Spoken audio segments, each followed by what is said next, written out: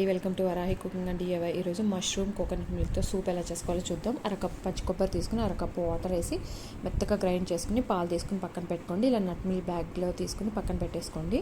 ఇప్పుడు పొయ్యి మీద కడాయి పెట్టేసి దాంట్లో ఆయిల్ వేసేసి ఒక పెద్ద ఉల్లిపాయ పెద్ద ముక్కలుగా కట్ చేసింది, ఒక గుప్పుడు సన్నగా కట్ చేసిన వెల్లుల్లి రెబ్బలు వేసి అవి కొంచెం మగ్గిన తర్వాత ఇప్పుడు ఒక ప్యాకెట్ మష్రూమ్ ఇట్లా ముక్కలుగా కట్ చేసి వేసుకోండి. మష్రూమ్ కూడా కొంచెం మగ్గిన తర్వాత ఉప్పు వేసేసి ఇంకొక 2-3 నిమిషాలు మగ్గనివ్వండి. ఇప్పుడు దీంట్లో 1 టీ స్పూన్ మిరియాలు, ఒక 1/2 టీ స్పూన్ చిల్లీ ఫ్లేక్స్, ఒక 1/2 టీ స్పూన్ అరగానో వేసేసి కొంచెం మగ్గిన తర్వాత ఒక అరకప్పు వాటర్ వేయండి. వాటర్ ఒక బాయిలింగ్ వచ్చిన తర్వాత పొయ్యి ఆఫ్ చేసేసి మనం ఇందాక కొబ్బరి పాలు తీసి పెట్టుకున్నాం కదా, అవి వేసేసి పక్కన పెట్టేసేయండి. చల్లారిన తర్వాత మిక్సీ పట్టుకోవాలి.